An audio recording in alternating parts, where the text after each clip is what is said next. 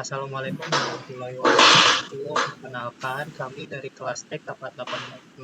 Dalam kesempatan kali ini, kami akan menjelaskan konsep router dalam jaringan untuk mempermudah keamanan jaringan. Sebelum itu, kita perkenalan terlebih dahulu.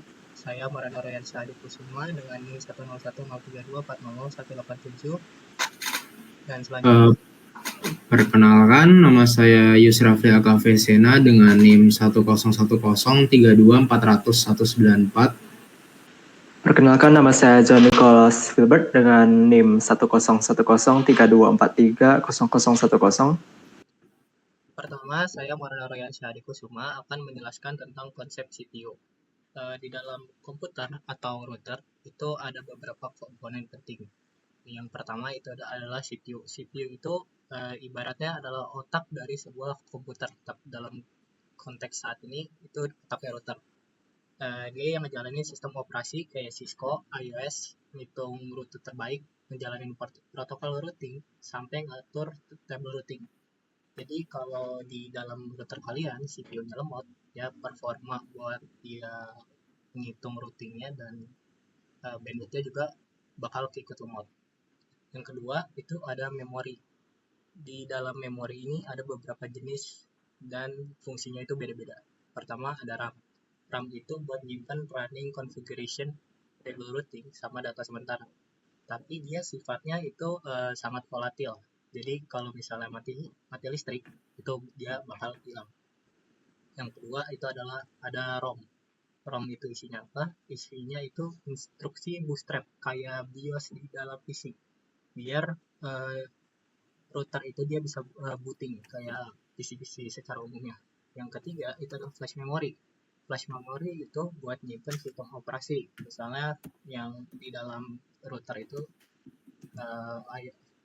OS yang biasanya ada Cisco, iOS itu dia non volatil. Jadi kalau misalnya routernya mati itu dia tetap aman. Nggak kayak RAM yang kalau listriknya mati dia hilang. Yang terakhir ada NVRAM.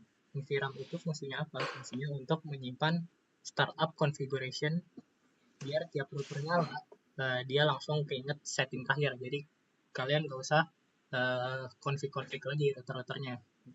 Udah kesimpan. Konsep selanjutnya itu ada antarmuka jaringan. Antarmuka jaringan atau port itu adalah input dan outputnya data di dalam router. Dalam router itu ada port Ethernet, serial, sama port-port lain tergantung brand-brand router yang kalian pakai. Input port itu di router ada input port, tugasnya itu untuk menerima paket untuk network kalian.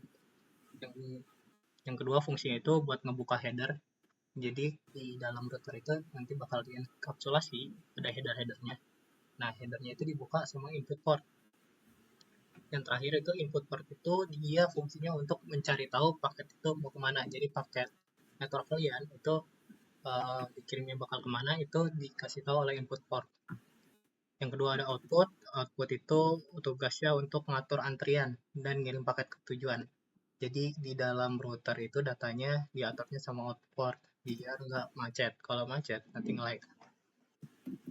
Di dalam router modern itu sekarang ada ASIC atau prosesor khusus di port biar dia pemrosesan paketnya itu makin cepat tanpa ngebebanin CPU utama. Dia CPU-nya nggak terlalu berat.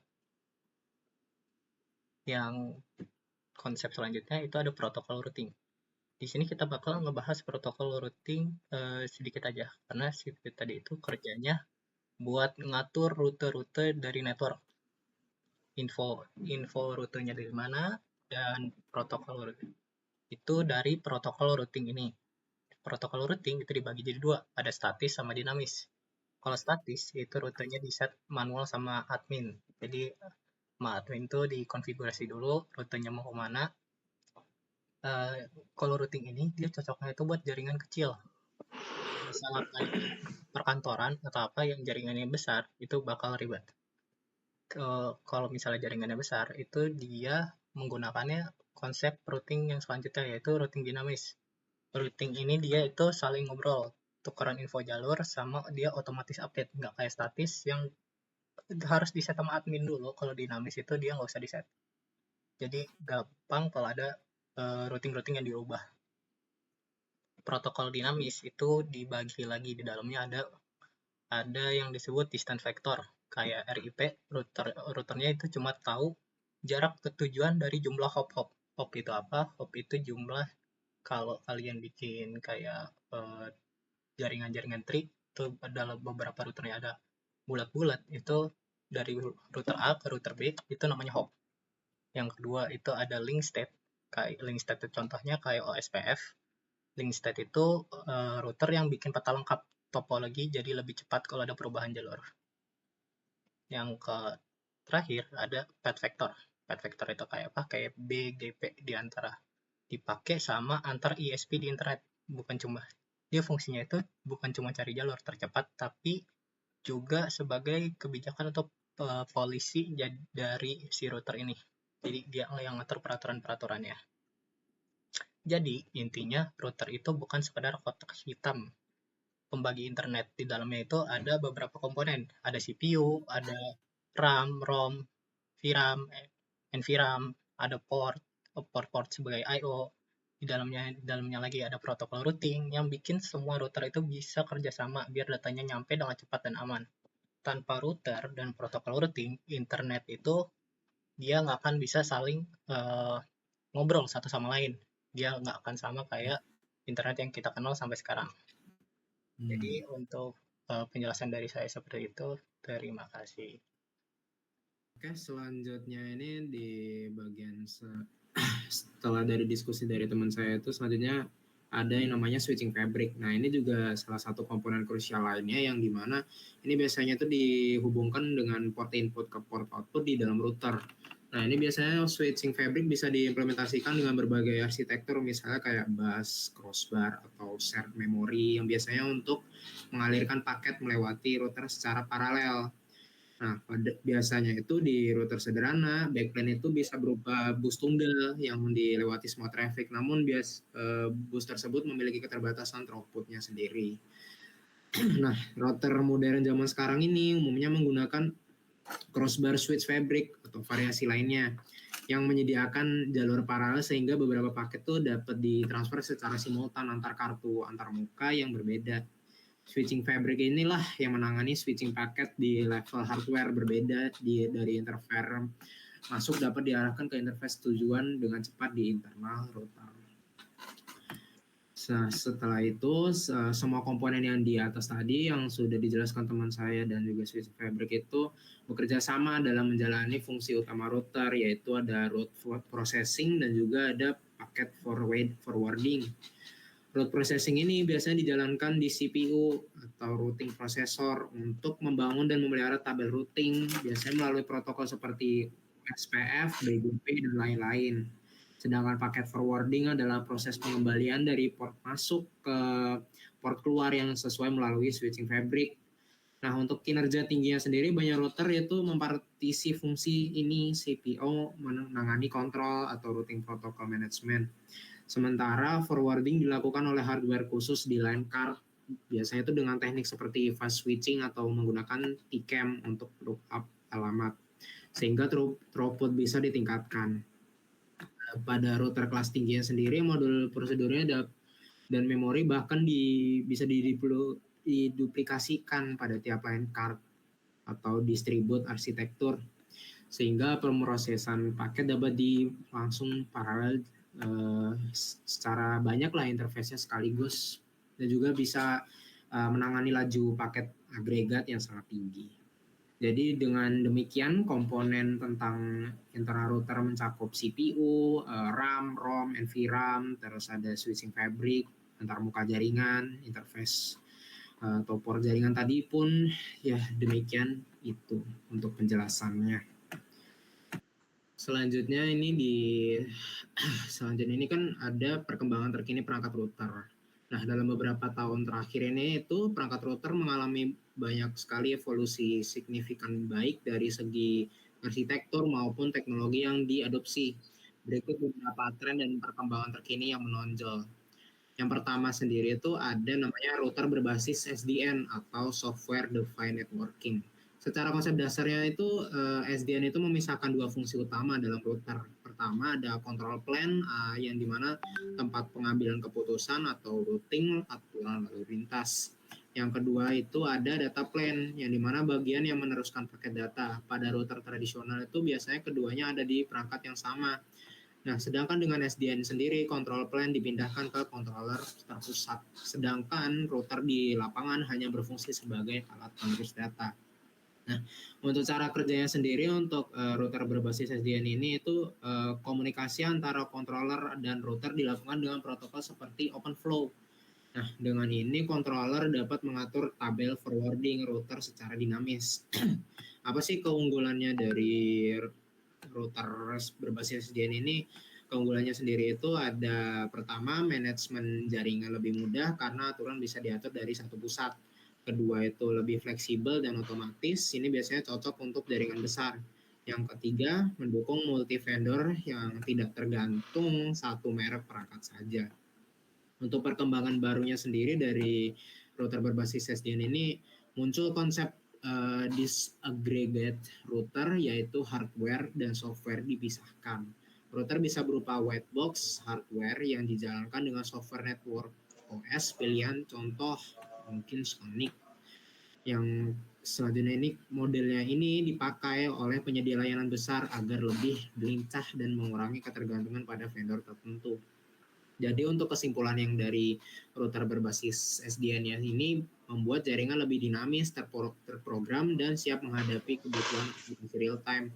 Karena keunggulannya SDN diprediksi akan menjadi arsitektur dominan di masa depan. Selanjutnya yang kedua itu ada namanya router berbasis AI, Artificial Intelligence. Nah, namanya juga zaman makin berkembang, AI pun juga bisa kemana saja ranah-ranah untuk perkembangannya sendiri. Nah, untuk router sendiri itu sudah ada yang menggunakan AI. Pada konsep dasarnya itu kenapa kok router modern sekarang mulai memanfaatkan AI? Karena untuk membantu mengelola dan mengoptimalkan jaringan secara otomatis biar lebih gampang. Nah, untuk kemampuan utamanya sendiri itu ada analisis lalu lintas yang dimana router bisa mempelajari pola traffic dan mengenali anomali. Yang kedua, optimasi otomatis jika ada kemacetan atau penurunan kualitas. Router dapat menyesuaikan rute dan QoS tanpa campur tangan manusia. Yang terakhir, self-healing. Ketika ada gangguan, sistem bisa langsung mencari jalur alternatif terbaik. Jadi tidak perlu melakukan semua hal yang kemampuan utama tersebut secara manual karena sudah dibantu dengan AI. Nah, untuk contoh nyatanya sendiri, router dengan AI ini dapat memantau metrik seperti latensi, throughput, atau utilisasi link, lalu melakukan penyesuaian agar jaringan tetap lancar.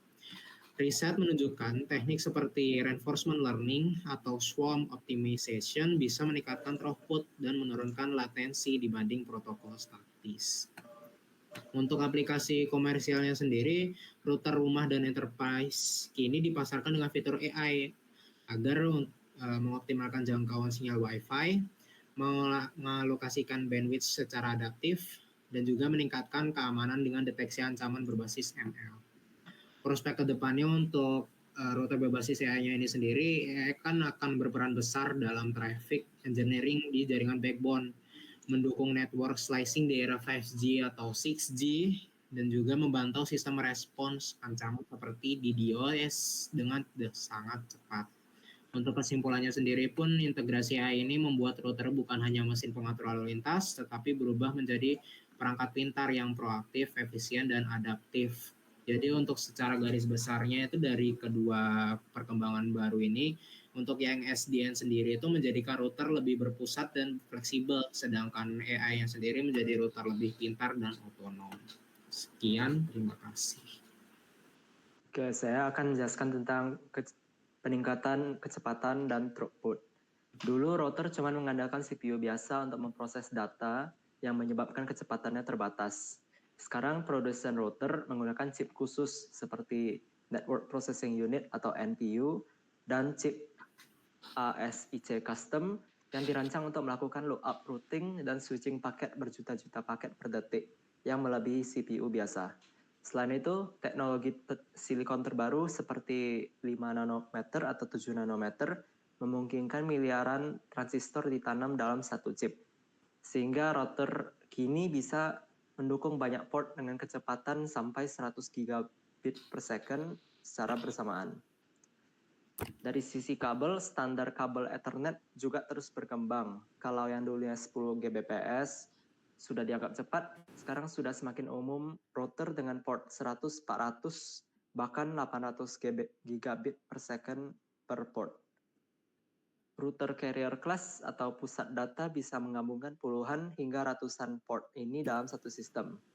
Saat ini produk router core dari berbagai vendor seperti Cisco atau Huawei telah menembus order puluhan sampai ratusan terabit throughput. Selain kecepatan, router modern sekarang juga fokus untuk mereduksi latensi dan peningkatan reliability. Bagian keempat, integrasi teknologi nirkabel terbaru, yaitu Wi-Fi 6 dan 7. Perkembangan router juga tampak pada teknologi terbaru, yaitu Wi-Fi 6, yang muncul pada tahun 2019. Banyak perangkat bisa berbagi kanal secara efisien dengan Wi-Fi 6. Router Wi-Fi 6 bisa melayani puluhan perangkat sekaligus dengan kecepatan stabil. Router modern kelas atas pada umumnya sudah mendukung Wi-Fi 6. Lalu ada Wi-Fi 7 yang disahkan standarnya pada Juli 2025, mendorong standar wireless lebih jauh lagi. Wi-Fi 7 dijuluki extremely high throughput yang menargetkan throughput maksimal sekitar 30 gigabit per second, yang kanalnya hingga 2 kali lipat dari Wi-Fi 6. Lalu kesimpulan dari resume ini adalah perkembangan router modern bergerak di dua arah, yaitu internal hardware yang semakin canggih, sehingga menggunakan chip khusus untuk router seperti ASIC dan NPU, lalu memori yang super cepat dan arsitektur yang modular.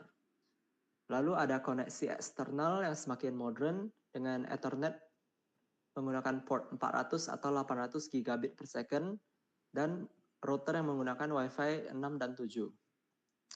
Bagi kita semua pengguna Wi-Fi dan internet, dampaknya pasti terasa. Internet yang lebih cepat dan stabil, serta latensi yang rendah.